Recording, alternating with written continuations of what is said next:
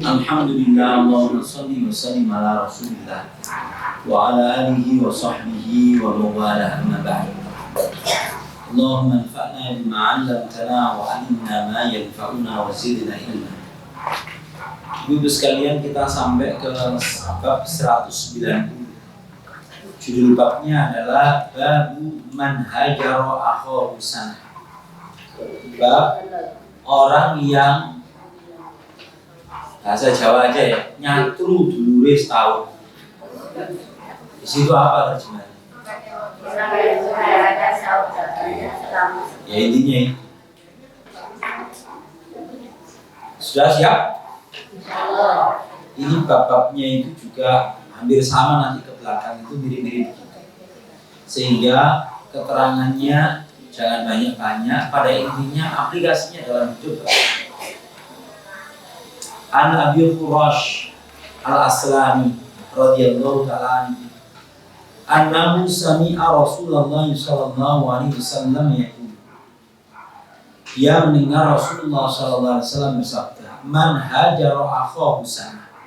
Siapa yang tidak menegur saudaranya setahun, nyatu, memutus silaturahim, fa huwa yasfaqu damu.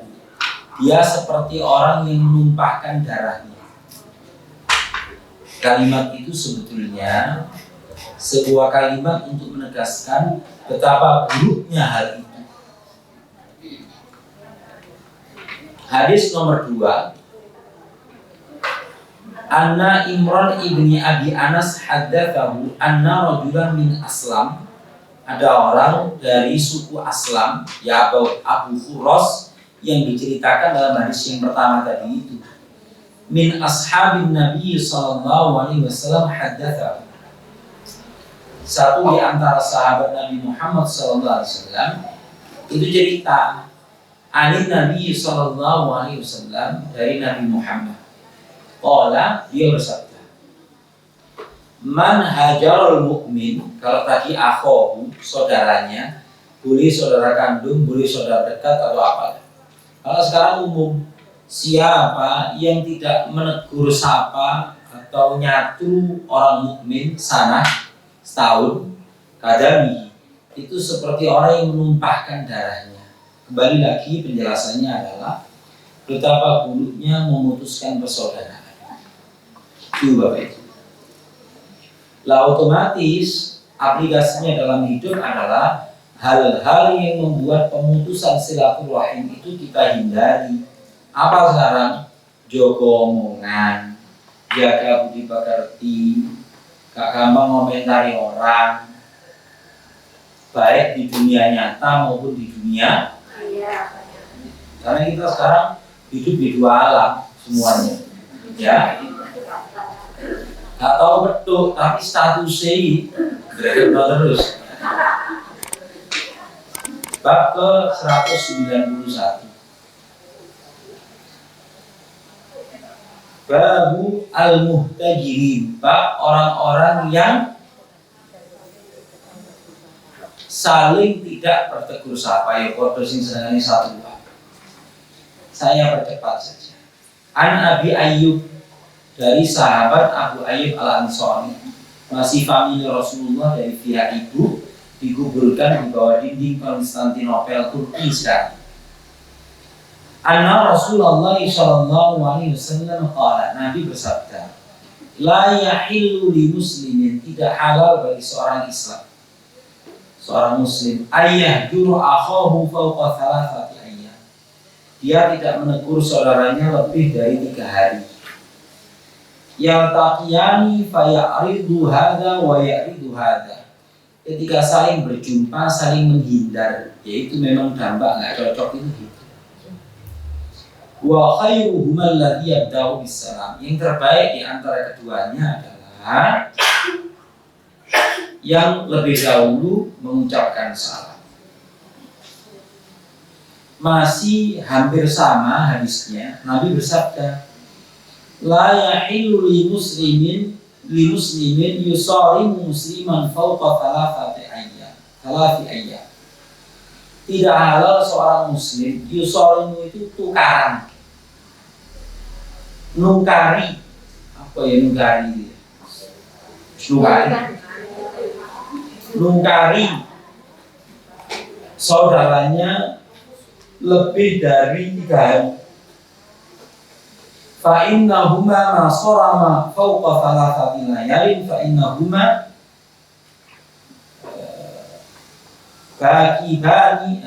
nakibani anil haq. Selama mereka itu saling bermusuhan, maka berarti mereka itu jauh dari kebenaran. Madama ala siramihima, selama terus menerus seperti itu.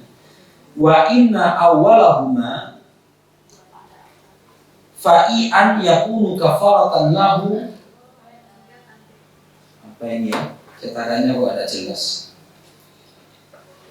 Kalau salah satu di antara keduanya itu proaktif, sabaqahu bil faid, baikan duluan. Wa innahuma mata ala siramihima lam yadkhulal jannata jami'an. Maka itulah yang terbaik sing di antara keduanya. Tapi kalau keduanya mati dalam kondisi bermusuhan, maka keduanya bakal masuk neraka, sama-sama masuk neraka. Jadi kembali lagi betapa buruknya pemutusan silaturahim. Pemutusan silaturahim. Jangka waktunya 3 hari, paling buruk 1 tahun. Bab ke 192. Judulnya Babus Syahna. Bab kebencian yang bercampur dengan kedengkian.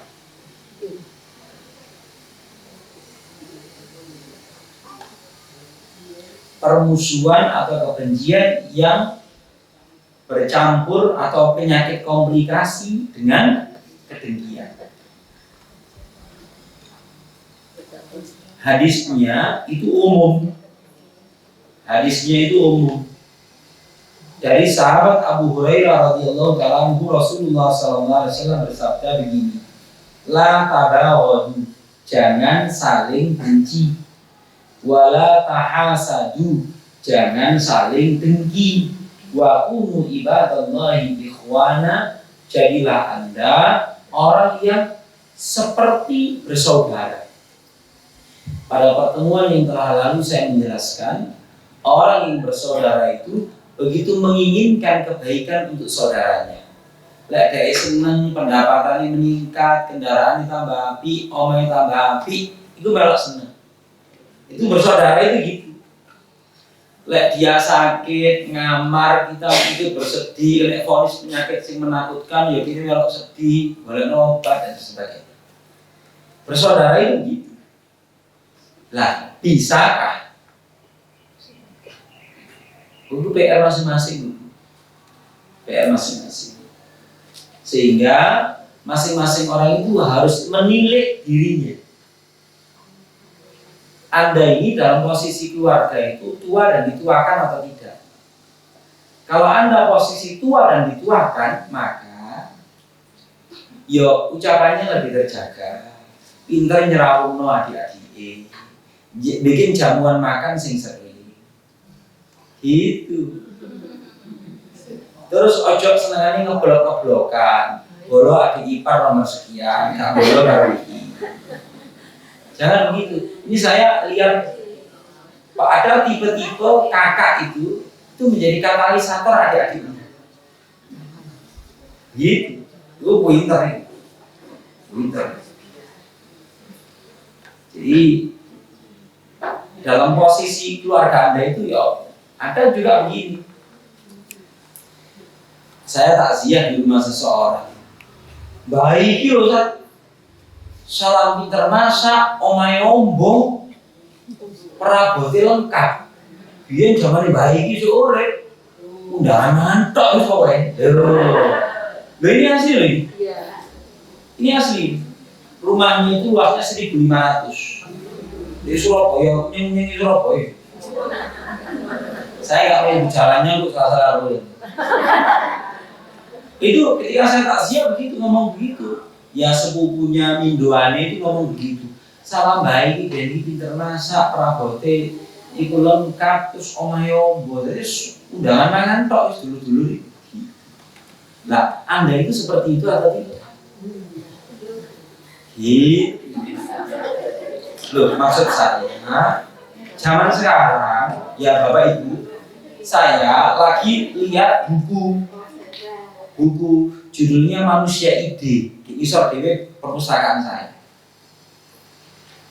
Kemudian di situ saya melihat foto sebuah keluarga besar, jenenge Mukhtar Yadi, pembantu Kinol, pembantu Mukhtar Yadi. Judul bukunya Manusia Ide. Saya kagumnya itu begini. Iya, terus tuwek ngono iso nglumpukno anak putune sak donya foto bareng. Foto bareng itu urusan gak gampang loh, sampai. Saya ini 10 bersaudara, fotonya editan nih grup keluarga. Karena nglumpukno iku angel. Iki iso, iki gak iso, iki saya baru sadar iya.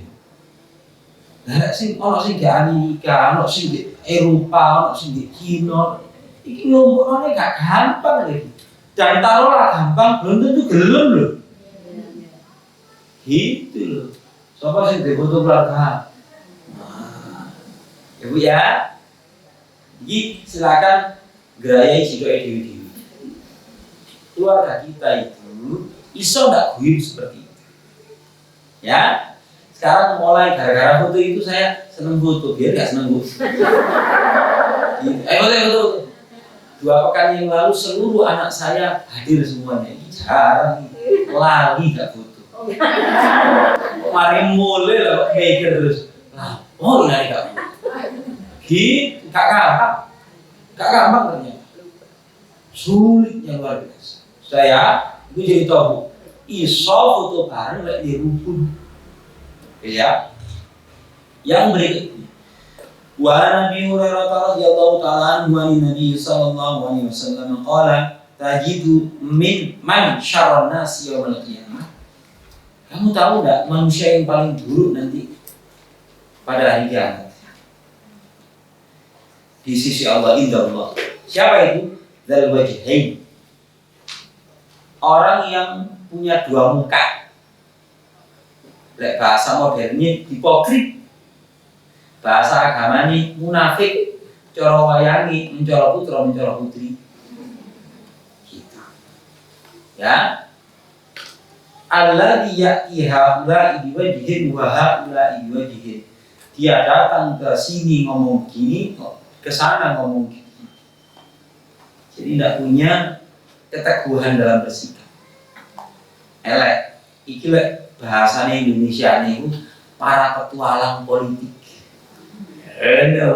Gila tingkat nasionalnya itu gitu. Kalau idealisme itu, loh ini partai iki, saya partai iki.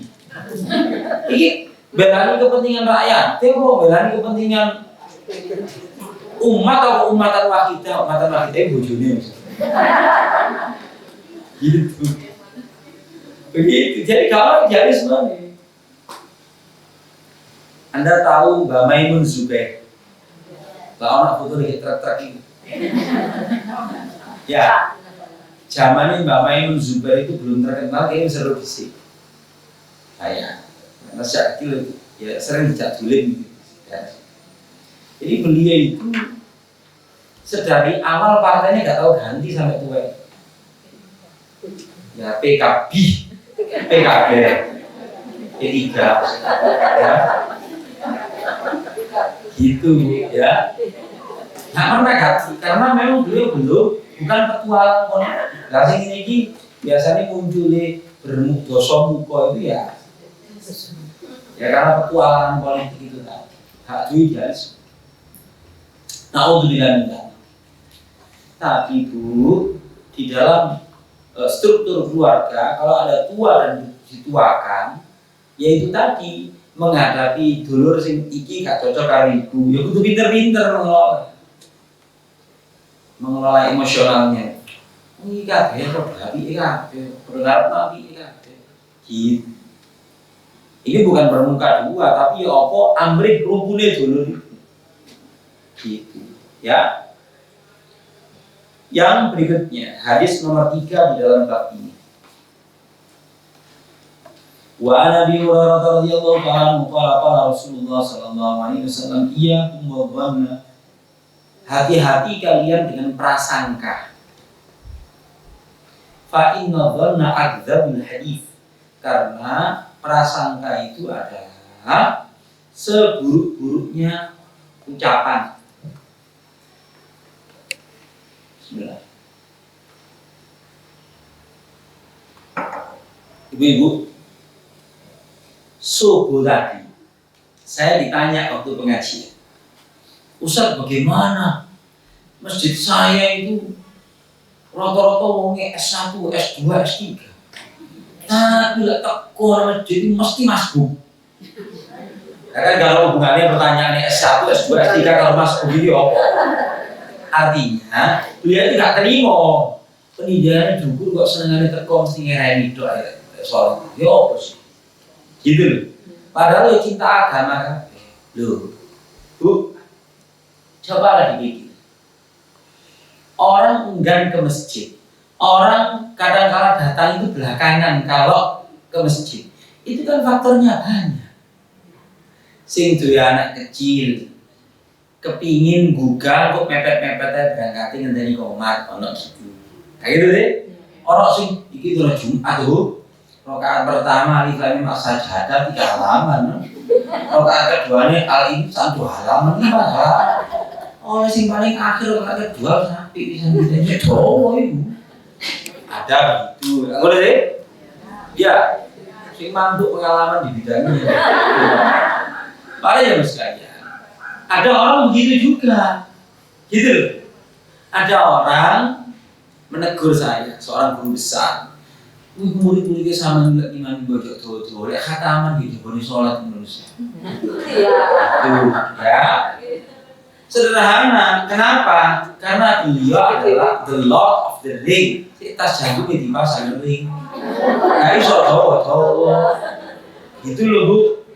Jadi faktornya itu kalau Anda bermodalkan prasangka, elek sih omongannya. Seperti dukul retomah, senengane masbuk. Kalau ini keutamaan agama, ngono salah. Ya, demikian juga faktor orang tidak ke masjid karena tidak nyaman juga bisa. Karena karpetnya ke masjid sampean itu Ustaz, itu orang tahun gak ganti, gak sedot macam-macam loh. Macam-macam. Sone gak enak, sholatnya gak tumaknina dan sebagainya, itu banyak faktor. Nah kalau orang itu menjudge sepihak saja, itu salah sangka semuanya. Ya bu ya, iyyakum wadh-dhanna fa inna dhanna akdzabul hadits. Jangan suka berprasangka, sebab prasangka itu memunculkan statement-statement yang buruk. Itu maksudnya gitu. Wala tanajashu. Wala tanajashu itu tak terjemah simpel. Jangan menjadi manusia lalat. Delok menungso itu liane golek goroke, ya, gitu loh maksudnya. Ya, ini paling simpel itu. Wala tanajashu, jangan menjadi manusia lalat. Delok goroke wong, ya. Sing sehat gak tau didelok, api gak tau didelok. Iya gitu. Wala tanajashu. Wala tahasadu, jangan saling dengki dalam kurung kayak orang ini bu. Hal-hal yang memunculkan kedengkian itu hendaknya dihindari. Apa itu? Kakak cerita kenikmatan di tempat, di momen kepada orang yang tidak tepat. Lek jarene wong saiki flexing. Ngerti apa enggak imbang baik ngopo flexing. Jadi aku ben gak ono flexi ono. Flexing itu senengane pamer. Flexing. Jadi itu memunculkan kedengkian. Wala tabaghadu, jangan saling benci. Anda beda ormas, beda pilihan pilpres, Macam-macam jangan saling benci. Wala tanah fasu. Ya betul. Sebentar. Nomor 9 ini.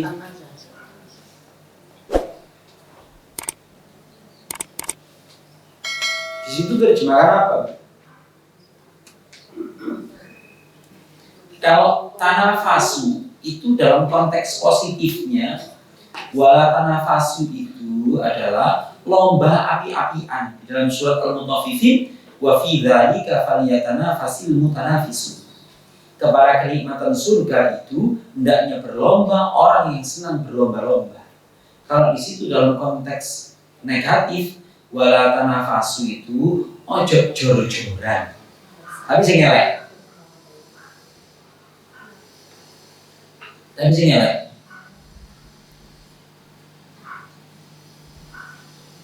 Wala tadabaru.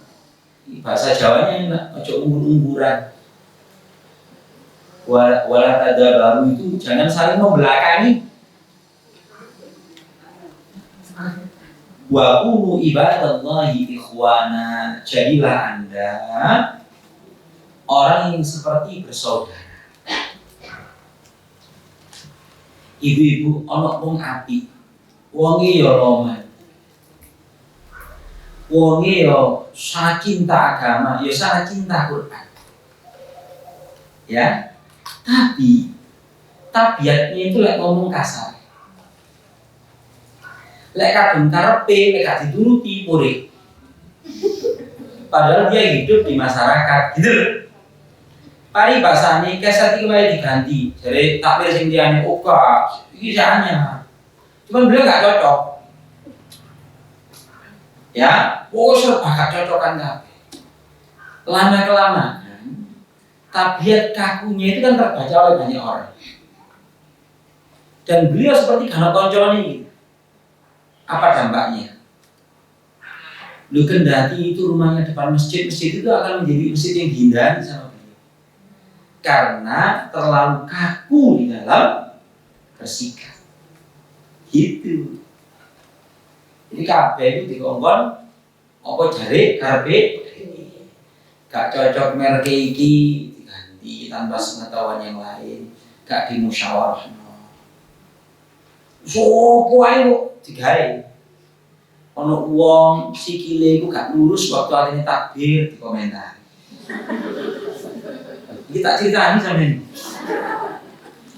Iki kenyataan.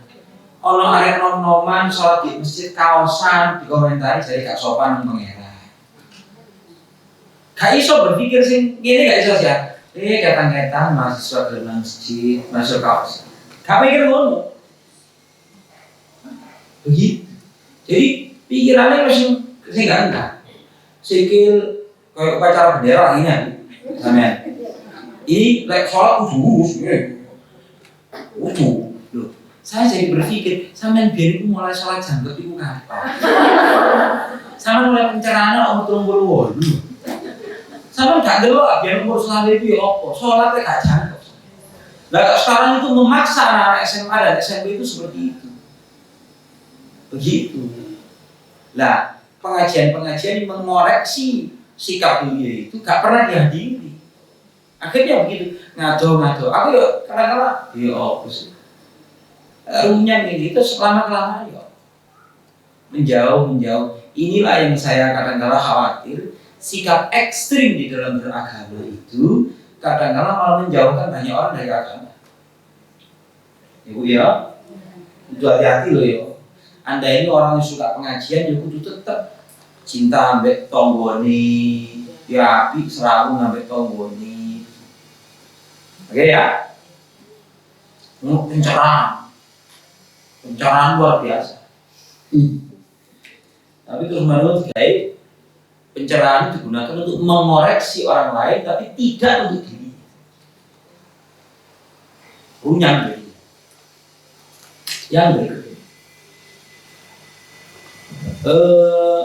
An Nabi Hurairah radhiyallahu ta'ala anhu anna Rasulullah sallallahu alaihi wasallam qala tuftahu abwabul jannah yaumal itsnain wa yaumal khamis. Pintu surga itu dibuka pada hari Senin dan Kamis. Fayaghfiru likulli 'abdin ma yusyriku billahi syai'an.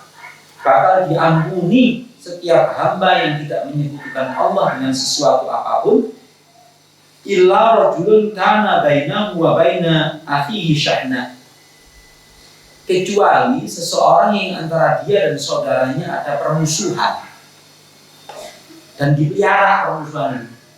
Fayuqal, maka akan dikatakan, ungduru hadaini, wong ini silakan dipending dulu, jangan dipersembahkan dulu amalannya, hatta yasqaliha, sampai keduanya baikan.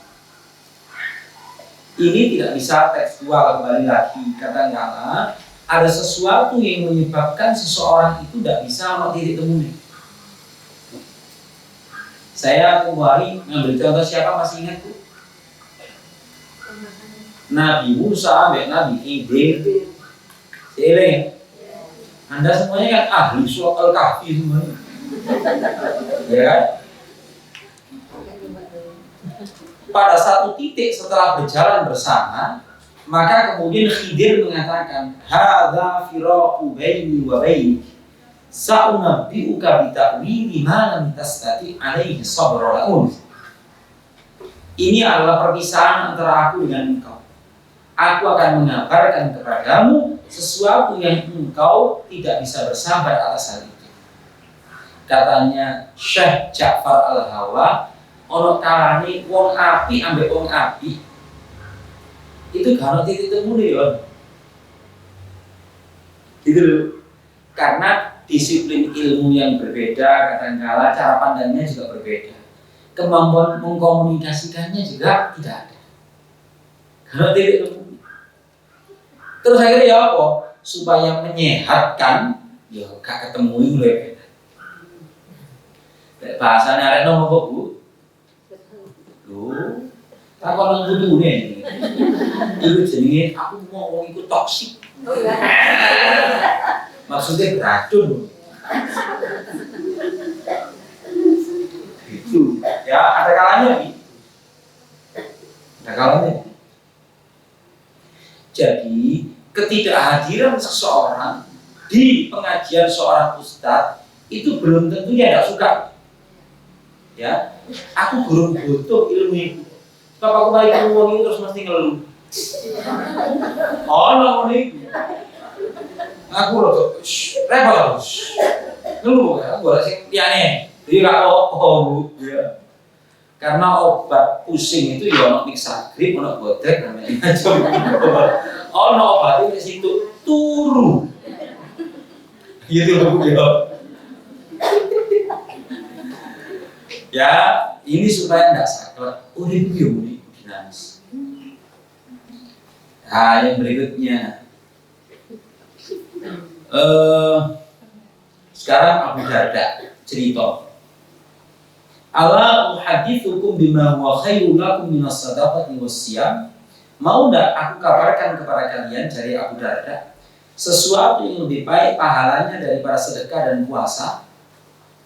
Solahu dzati, mendamaikan dua pihak yang berselisih. Ala wa innal bughdha yal haliqah. Ketahuilah, sesungguhnya saling benci atau kebencian itu haliqah. Haliqah itu menggundul agama. Ya itu lu. Anggota taklim yang satu bilang, Ustaz, aku ini ditegur. Oh, karena saya bukan orang setempat, Ustaz nggak tahu, aku ini mesti shock pertama. Tahu-tahu sama orang setempat di situ, karena jenggot saya paling panjang dan wajah saya keturki-turkian dan kearab-araban, saya dijumrah oleh di imam. Sama aja kadang-kadang boleh ngomong sombong. Nah terus, tapi saya ditegur, bukan orang setempat kok jadi imam. Aku ini gak merasa berhak, tapi ngomongin jogro aku. Berarti timbangannya wis koma terus sulung-sulungan gara sing imam terus ya apa ini? Lah karena ditegur saya sama yang bersangkutan, saya diminta untuk menasehati. Gitu. Sing saklek ini. Ya wis kapan-kapan tapi aku njuk waktu. Sebab wong iki yo gak kena didagasi. Iki singo, kata dandas yang dikerawut. Bu ya. Jadi aku boleh selani. Gitu. Nah, saya kepingin menjadi tim islah. Tapi kan ya ono timingnya. Pokoknya wah gitu lah. Gak gampang ya. Tapi pahalanya gede. Di sini dikatakan lebih utama daripada sedekah dan puasa. Yang berikutnya, Bu, merawat ukhuwah itu paling penting. Jadi ilmu nyerawung anggota keluarga, anak mantu, tonggo, dulur keluarga besar itu penting. Ya, Abu Bakar As-Siddiq radhiyallahu taala anhu itu orang yang mampu menggabungkan antara dua hal, kedermawanan dan tutur kata yang lembut. Jadi keluarga besar itu manut Abu Bakar. Ani bin Abbas radhiyallahu taala anhuma an Nabi sallallahu alaihi wasallam qala thalathatun man lam yakun fihi ghufira lahu ma siwahu liman syaa. Sahabat Abdullah bin Abbas meriwayatkan dari Nabi Muhammad SAW.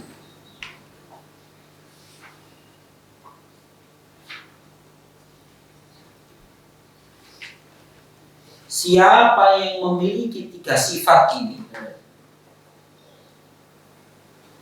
dan dia tidak sebaliknya, maka Allah akan mengampuni dia bagi siapa yang dia kehendaki, yaitu man mata la yusyriku billahi syai'an. Siapa yang mati dan tidak menyekutukan Allah dengan sesuatu apapun. Pokoknya wala tamutunna illa wa antum muslimun, bahasa mudahnya. Nomor 2, walam yakun sahiran yatabi'us saharah. Orang yang tidak mempraktekkan sihir dan tidak mengikuti penyihir.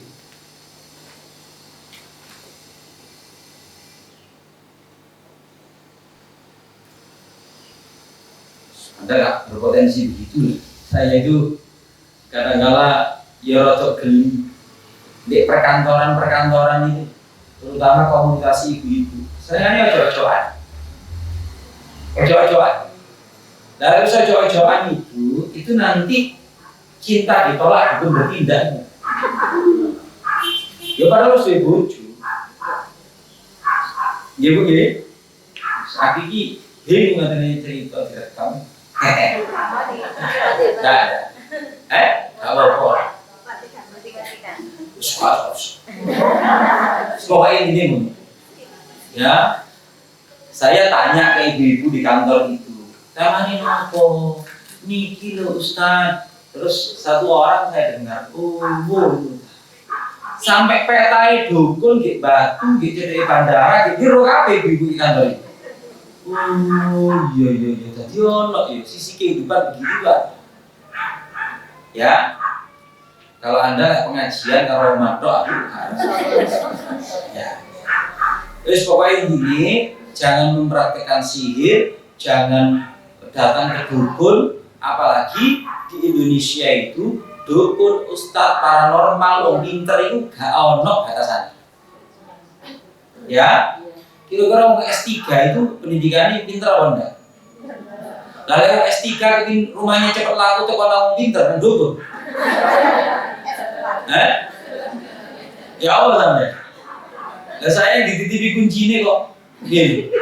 Iki mari laku insyaallah tak gelem pinter. Aku batin sama gak pinter.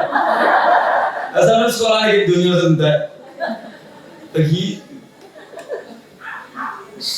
Ya semua itu. Yang ketiga, walam yahqid ala akhihi. Dia tidak memiliki kedengkian kepada orang lain, kepada saudara.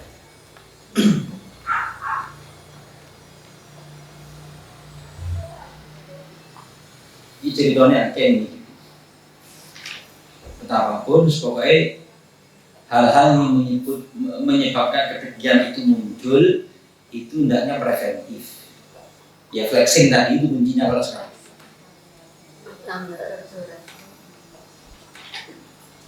Babu inna salama yajziku minas sorib. Bab mengucapkan salam itu cukup untuk meredakan atau memberikan kata putus bahwa orang itu tidak bersengketa. Tak tukaran. Di situ ada sebagian apa? Oh, iya Bismillah.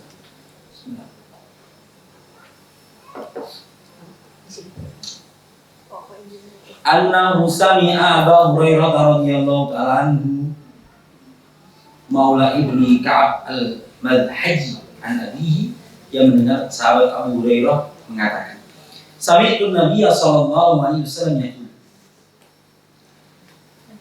aku mendengar Nabi bersabda, la yahilu li rajulin an yahdura mu'minan fawqa thalathati ayyam. Tidak halal seseorang mendiamkan, tidak menyapa saudara mukminnya lebih dari 3 hari. Fa idza marrat thalathata ayyam falyalqihi falyusallim alaihi. Kalau sudah berlalu 3 hari, temuilah mengucapkan salam. Fa in radda alaihi salam faqad isyraka fil ajr. Kalau dibalas salamnya, maka orang itu berserikat di dalam pahala. Wa illam yaruddu alaihi faqad bari'al muslimu minal hujrah. Dan jika tidak dibalas, maka Anda sudah berlepas dari tidak menyapa tadi. Yang orang yang proaktif tadi itu sudah ya wis berusaha apa gitu. Gitu aja. Sudah? Yang berikut. Babu at-tafriqatu bainal ahdath. Bab perpecahan di antara anak-anak remaja gitu.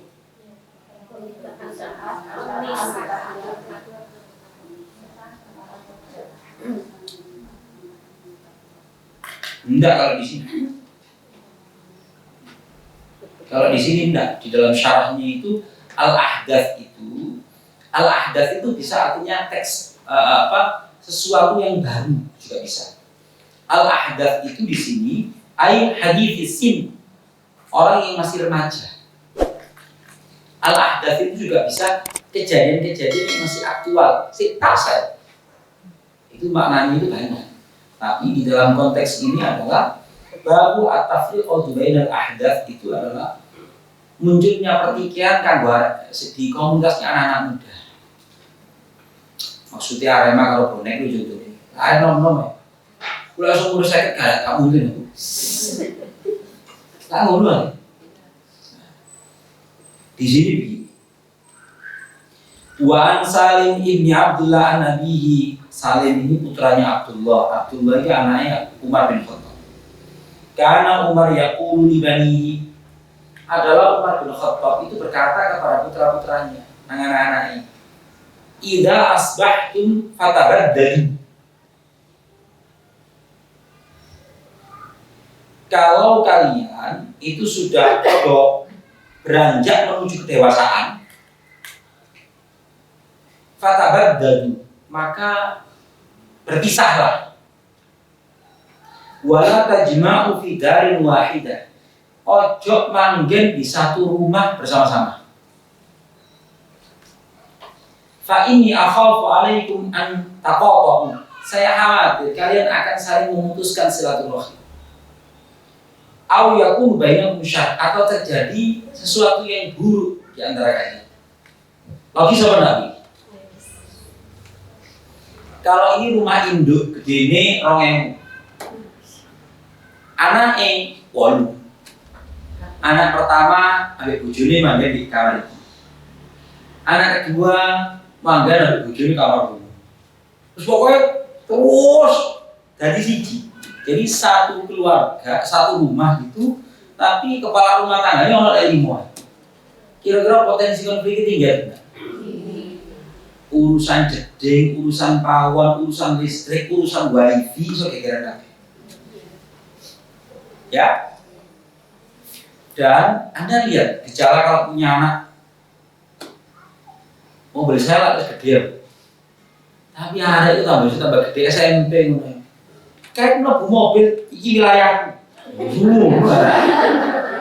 Tanganmu di sini awas. Wow, itu baru si SMP arek. Waduh, iki lek gak nang ditokno utama bahaya. Bagi apalagi semuanya punya jiwa kepahlawanan. Pahlawan gak ono fungsine lah ya bingung. Akhirnya sebentar lagi kan, ada gini iki ucapan ini saya lebih cocok saya terjemahkan judulnya itu adalah babu at-tafruqatu bainal ahdath, bab pertikaian yang muncul pada anak-anak muda sebab mereka di puncak semua potensi, idealisme ono, kekuatan fisiknya ada, gampang meletik gitu maksudnya. Disuruh berpencar, disuruh merantau. Begitu oleh Umar. Sudah? Bab ke 195.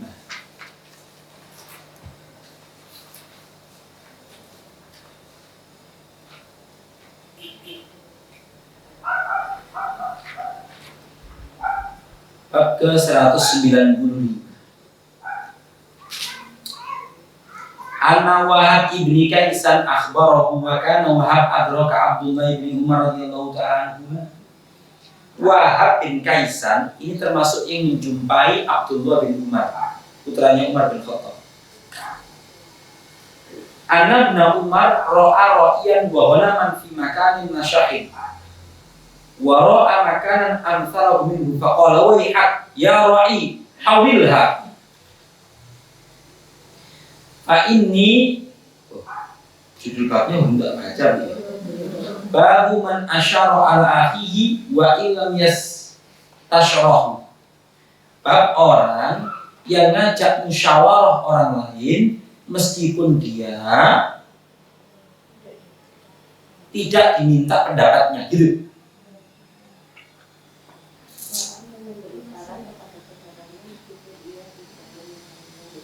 Ya, sama. Bab orang yang ngajak musyawarah orang lain padahal dia tidak diminta untuk menyampaikan pendapat. Jadi Abdullah bin Umar itu melihat penggembala kambing di sebuah tempat yang nasyah, ya luas. Dan dia melihat pula tempat seperti itu. Maka beliau mengatakan wayhak, wayhak itu arti tekstualnya ciloko, tapi maksudnya bukan cilaka kamu, bukan. Kalimat penegas. Wayhak, ya wa'i hawilha. Hei, penggembala kambing, ternakmu itu geseran. Ojo gini to ae gitu. Fa inni sami'tu Rasulullah sallallahu alaihi wasallam yaqul. Karena aku mendengar kullu ra'in mas'ulun an ra'iyatihi. Setiap pemimpin atau penggembala itu bertanggung jawab terhadap gembalaannya. Artinya, kalau ini campur baur, iki kok timbul syubhat, sing wedhus pundi, sing wedhus pundi. Gitu dulu. Itu maksudnya itu begitu. Nah, ini dimasukkan di dalam bab orang yang menyampaikan satu pemikiran atau ucapan kepada orang lain meskipun orang lain itu tidak diminta untuk mengumumkan pendapat. Gitu. Saya dalam konteks kehidupan ya apa? Balik lagi, kalau Anda itu seorang ibu, golek masmu itu teko, ya. Masya masmu itu muring-muring apa menengok cek. Ya awakmu lulusan pondok, tapi kakakmu gak tahu nang pondok dan tabiatnya itu melok mbahmu sini. Kalau salah saya tak anggur menengok. Seorang ibu gitu. Awakmu cocok gak cocok pokoknya masku lek ngomong terus menengok. Saya barusan bercengkrama jam 7 kurang sedikit sampai setengah 8 di emperan rumah.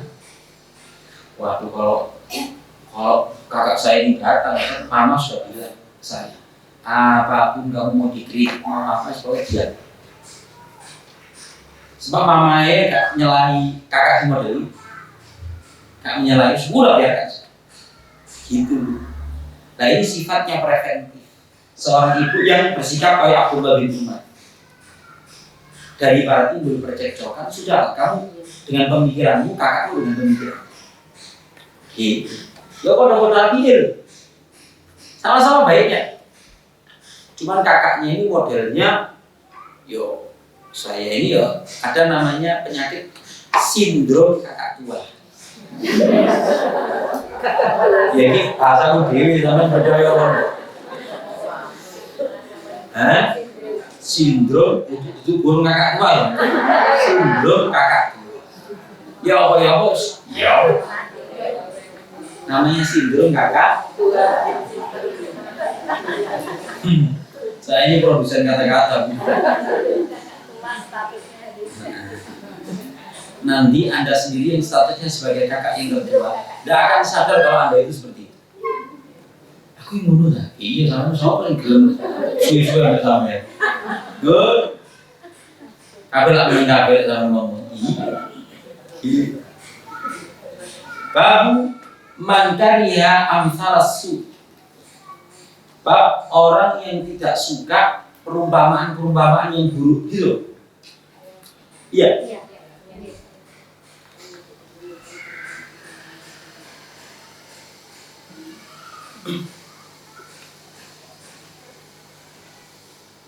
An Ikrimah an Ibnu Abbas radhiyallahu ta'ala anhuma an Nabi sallallahu alaihi wasallam qala. Nabi bersabda, laisa minna mathalus su. Bukan termasuk golongan kami orang yang masuk dalam perumpamaan buruk ini.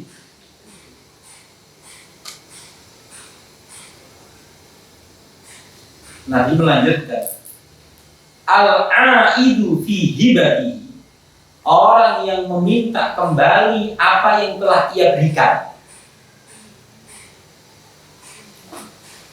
Kal-kalbi yarji'u fi qai'ihi. Seperti anjing yang memakan muntahannya lagi.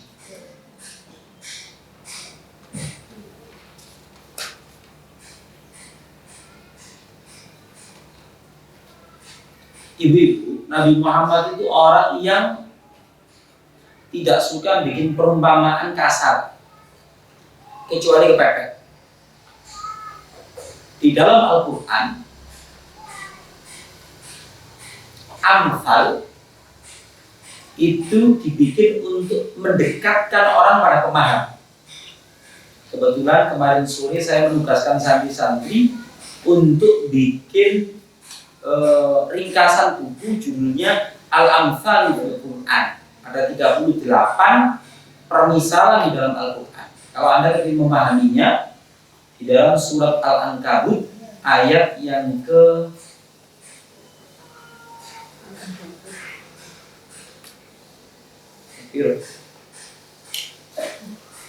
coba dilihat ayat 41 atau 42. Allah berfirman, wa tilkal amsal nadribuha linnas wa ma yaqiluha illal alimun. Surat Al-Ankabut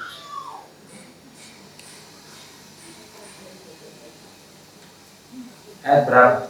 39.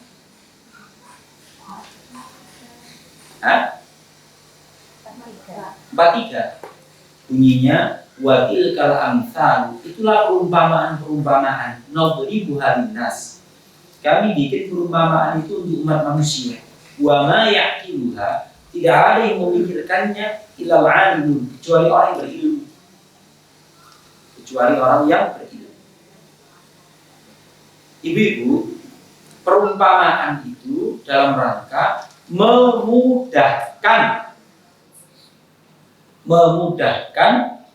pemahaman.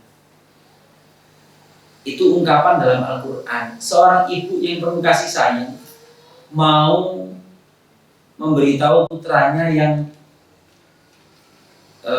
lagi bermasalah. Putranya lagi bermasalah. Putranya ini mau dibawa ke ustadz untuk diruqyah. Ya.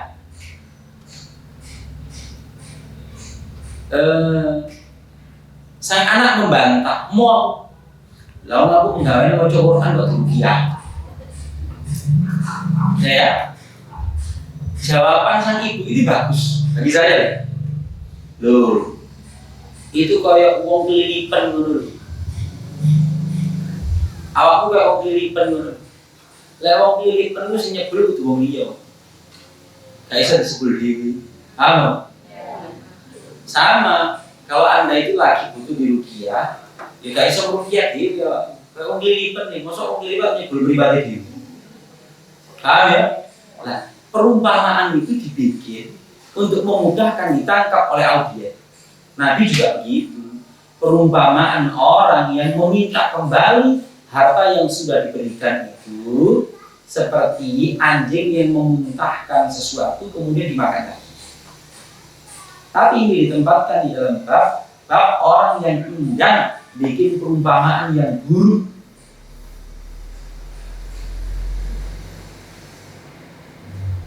Satu bab lagi selesai.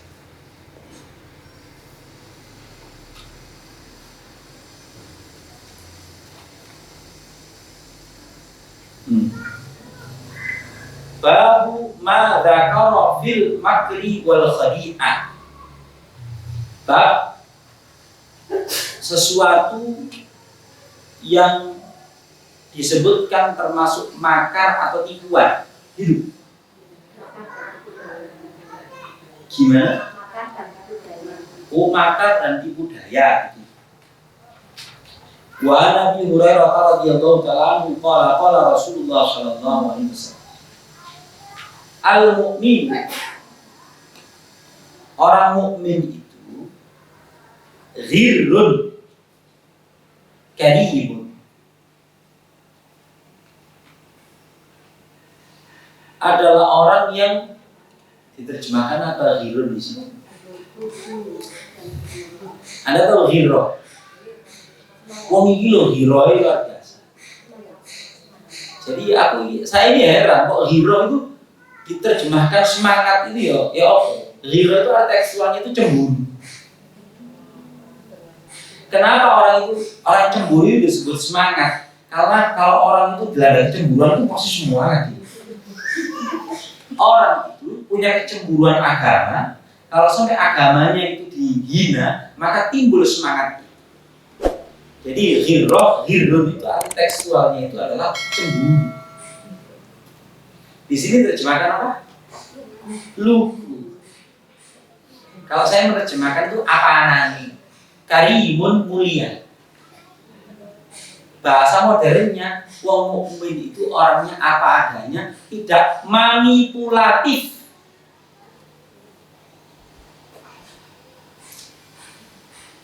Apa Bu? Manipulatif. Wal fajir, orang jahat dalam kurung brengsek.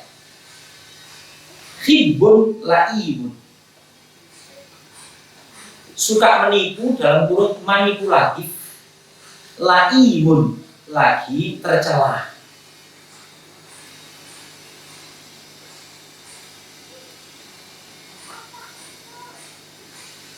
Ibu-ibu sekalian, sebagai closing statement,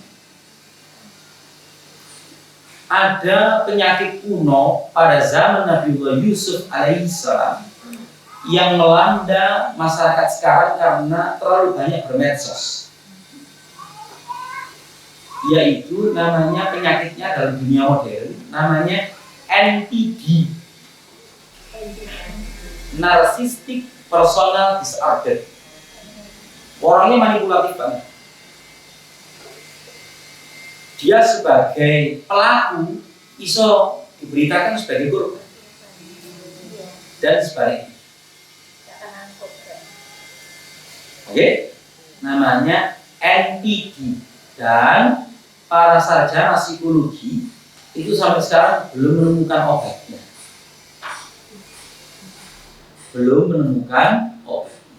Kenapa saya sebut sebagai penyakit kuno?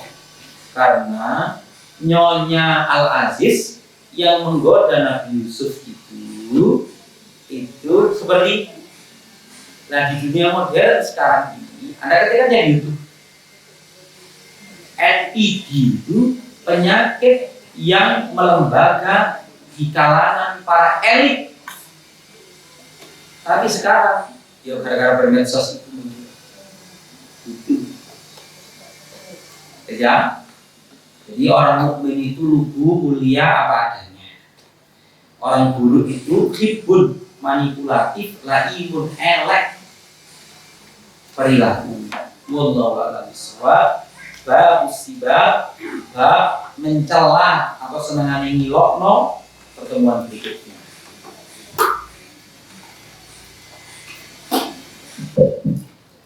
Ada sesuatu untuk didiskusikan? Tinggi rumah.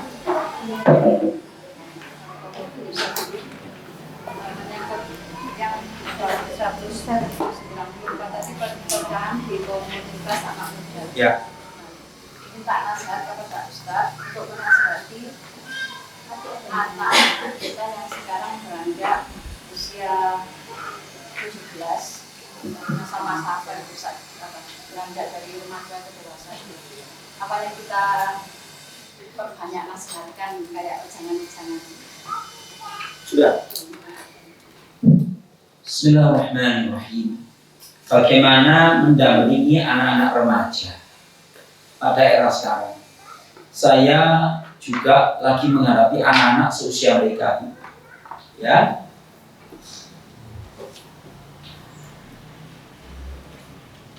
Oke.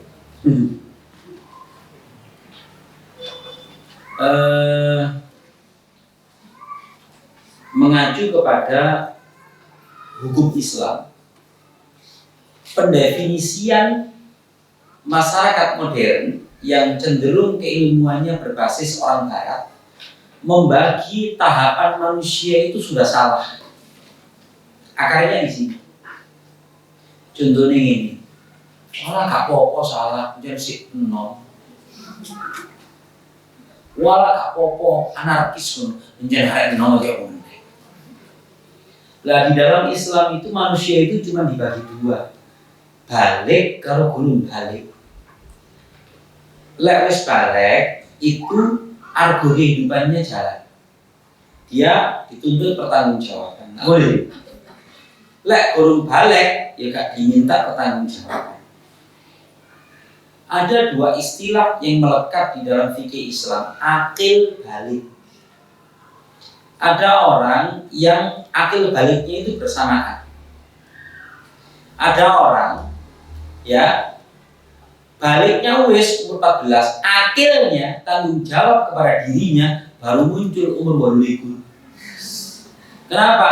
Lu sekarang daploy dalam nduk kaya Yesus ketika ibu. Kok ini masih saya S2 lho. Masa kantor ngene ya iso. Bahan klaim beri lo gak iso iki sing rusuh dari kene sing gak iso sih. Lah itu akilnya dulu. Lah pendidikan kita itu sudah menyentuh itu atau tidak? Itu siji. Iki basically ini asasnya. Pembagiannya ini bener apa enggak? Sudah? Karena pembagiannya dunia barat ini ono pubertas, ono ini, macam-macam. Bagi pemakluman kan? Saya sudah berseberangan dengan mereka, Bu, ya. Nomor 2. Jawaban saya sing nomor loro sifatnya teknis. Kalau dari awal di keluarga kita itu terlibat di dalam suasana iman dan perjuangan agama, itu rota aman. Dalilnya surat Al-Kahfi. Innahum fityatun amanu bi rabbihim wazidnahum huda. Mereka itu adalah fityah, arek nom-noman. Bentuk tunggalnya fata. Arek nom-noman. Amanu bi rabbihim. Amanu bi rabbihim. Tumbuh kembang di dalam keimanan. Bahasa teknisnya omong-omongan agama sing nyaman karo jeneng kayak sampeyan ono. Sing ditonton antara National Geographic, kemudian flora dan fauna ambek berita Ronaldo kayak ini. Sing dimur aja, lek musyawarah si apil. Ibin-ibin rada lumayan. Tapi Anda akan melihat lompatan anak saya laki-laki itu uripe Ronaldo, Mbappe, Messi, ngono tok. Saya ajak naik gunung, anak kelas 5 SD, naik gunung. Aku wis kudu ngasuh 3 dino wis. Mari munggah gunung wis duli naik. Nah, kekuatan fisiknya sudah berbeda dengan kita. Kalau mereka itu habis untuk kebaikan, energinya itu iman atau amal soleh, terlibat dalam perjuangan iman, itu tersalurkan dengan baik, keseliput. Tapi kalau tidak ada faktor pengalihnya, juga menarik. Ibu-ibu, arah-arah itu lebih banyak hidup di dunia maya atau dunia nyata? Kemudian di dunia nyata itu pilihannya lurus, mau api elek. Ya. Nah, sekarang faktor-faktor pengkondisian di masyarakat kita itu pilihan sing api itu luwe akeh apa pilihan elek? Nah, jadi kita tugasnya generasi petang mendukung ini usianya bikin saluran-saluran, bikin kesibukan sing positif. Klub-klub putra-putranya orang baik harus sesegera mungkin. Yo futsal, yo naik gunung, tapi sentuhannya harus baik semua. Sentuhannya harus baik semua. Oke ya, gitu Bu. Lek gak, saya sebagai closing statement begini. Jadi Bu Yanka, jiwa manusia itu diciptakan untuk sibuk. Kalau Anda tidak memberikan kesibukan yang baik, maka dia akan tersibukkan dengan sesuatu yang tidak baik. Percaya apa enggak? Nek cara Jawa ini menungso itu dasarnya gak enak menang. Ya. Lah, mari bikin mereka itu kekesalan di dalam hal-hal yang sifatnya baik. Begitu. Terus yang tahu, gak iso menem. Jadi saya harus bikin agenda yang banyak. Kan futsal nih, kok dinaiki buah gunung. Ini kok terus kok dolenan gini. Terus kita nanti sepedaan keliling ya. Ngono tujuannya. Kalau enggak, waduh. Arek iki janjiane mbek koncone iku game kita. Gitu janjian. Kapan arek kelehen? Oh, janjiane tutup. Apa Ustaz? Ini kalau posisinya anaknya di pondok, jadi apa hadis yang sering kita bacakan? Kalau selama ini sih saya karena Allah maka Allah akan terjadi seperti itu. Ibu-ibu, kalau anak lagi di pondok, kalau lagi ketemu, ojo ngetokno dalil kakean. Ojo. Anda harus tampil jiwa keibuan Anda. Go panganan sing disenengi, lu kok no jajan sing disenengi. Ngono. Lah muatan-muatan yang sifatnya agama itu saling selipkan di ayat. Jadi arek awak iki wis pondok bendina Quran karo hadis, ketemu ibu kok gak ngomong iki meneh, kataman kitab meneh. Jadi arek gak menarik. Seorang bapak dari Jakarta telepon ke saya, "Ustaz, aku titip anak dulu. Anak ini mondok mondok di daerah dekatnya Jawa Barat sana sing lebih 1 juta lebih. Lo tak areni ngaji seminggu sepisan nih lo. Saya nggak kesusah pekan pertama. Pekan kedua saya ada tugas Ustaz. Pekan ketiga sampai sekarang nggak tahu. Padahal itu deket pondok main deh. Apalagi hilang dapat. Tunggalnya kayak kancaku ini akhir tahu saja. Begitu. Jadi kadang-kadang Bu, aku lagi ketemu arek nonoman itu, aku beda film. Ya, ibu-ibu tak ceritanya ini terakhir tapi ibu ya harus umur. Saya barusan mendatangi kos-kosan, isinya 14 orang. Ketika saya berangkat, aku belas gak ngajak Ustaz. Selama trainingan, kaosan tak kayak kaos kucing war di Ponorogo. Di Ponorogo Barat. Aku topian, gak topi larang. Dan saya sengaja jalan kaki. Nang biasa tak eksekutif. Saya jalan kaki dari rumah. Mariasa. Pesertanya 14 orang anak kos-kosan dan itu pertemuan pertama. Bingung anak. Iki Ustaz. Kok yang Kristen? Aku juga baca.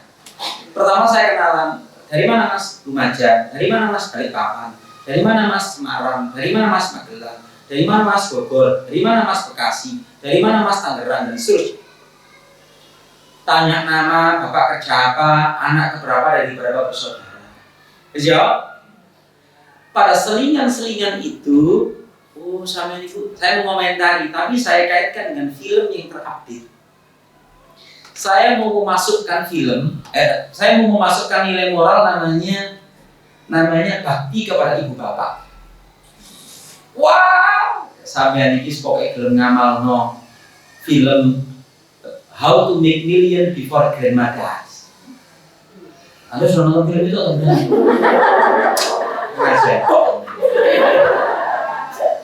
How to Make Million Before Grandma Dies. Film Thailand. Siapa yang tidak menangis nonton film itu, berarti Anda tidak punya perasaan. Aku udah berapa sembilan tapi tahu. Karena gak ada pokoknya kalian nangis bisa yo.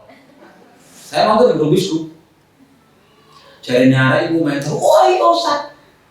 Film ibu wapi, tapi saya masih melihat resume-nya. Delok, wapi juga. Itu tentang saya sampai ingin daneo sehingga versi Islami lah wapi. Film ini akan melahirkan orang itu berbakti kepada ibu bapaknya, terutama di usia tua.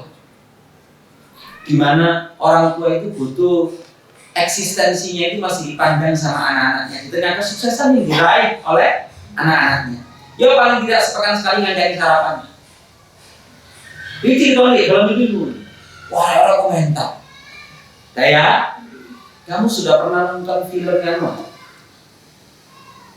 Radcliffe, film perang, tapi strategi. Kamu pernah nonton film Pay It Forward? Kamu pernah nonton film Shawshank?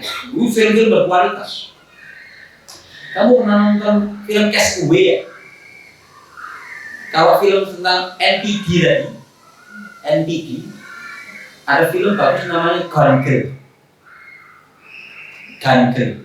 Wah, saya ini sufi suka film. Nah, ada itu nyambungin ngomong itu mah. Sudah selesai ngomong film, baru Mas setelah perkenalan apa-apa, saya terakhir closing statement-nya kepada anak-anak itu adalah tema jatuh cinta. Siapa yang pernah jatuh cinta? Kan dia ada semester pertama, ada semester 3-nya cuma sedikit. Siapa yang pernah jatuh cinta? Saya Ustaz, saya sekarang itu sama ada perempuan yang mendekat ke dia di kampus itu. Saya tidak langsung menjadi ketua MUI halal haram. Wah, terakhir saya juga pernah jatuh cinta waktu SD. Saya juga jatuh cinta, saya juga jatuh cinta. Ini Ustaz ini juga saya ngajak orang. Ini juga pernah jatuh cinta. Kalau tidak kena serawung sama orang masjidnya tidak akan selamat. Ceritanya Ustaz ini saya ajak. Singkat kata, itu obrolan yang paling nyaman untuk mereka. Saya agendakan, Bu, pertemuan kelima mereka sudah mau saya ajak duduknya di emperan masjid. Jadi itu kajiannya itu di lorong di kos-kosan. Hari Kamis yang lalu, bukan Kamis kemarin, Kamis yang lalu. Dan itu agenda rutin 1 bulan 1 kali. Namanya dakwah kos-kosan. Kita proaktif kok, nanti selesai. Belas gak ngomong agama. Beda film tapi sudut pandang agama. Iso. Jadi saran saya, sampeyan itu nonton film bareng ambek anak sampeyan. Ngono lho. Delok, gimana aku delok isuk mana ambek anakku, flora dan fauna, semesta dalam 1 menit. Kalau ngomentari, cek dilepas diri ya. Ibu ya, cek ini nyaman arek ono sing ngancam. Wis? Sudah? Ya iku carane selawu ngene. Bu, aku ya duwe anak di pondok. Tapi tidak pernah sama sekali aku takon, yo di murojaah. Iku kawat den ora. Ya kawat den. Gak nyaman terus saya. Ya cerita kok temanku itu kok gue ini koyo murojaah aku tuh mati rek. Suwe kok anak ngomong. Ngomongnya via telepon kesel kan. Gitu. Anda bisa bayangkan kalau anak itu 3 di pondok, masing-masing anak itu sak jam terus udah ngomong telepon itu gak kesel. Kesel. Tapi ya apa ya istriku ya apa ya anak. Wallahu a'lam bishawab. Kita tutup dengan doa saja. Bismillahirrahmanirrahim. Allahumma shalli wa sallim ala nabiyyina Muhammad walhamdulillahi rabbil alamin. Rabbana zalamna anfusana wa in lam taghfir lana wa tarhamna lanakunanna minal khasirin. Allahumma anfa'na bima 'allamtana wa 'allimna ma yanfa'una wa zidna ilma. Allahumma ihdina wahdi bina waj'alna sababan liman ihtada. Rabbana atina min ladunka rahmatan wa hayyi' lana min amrina rashada.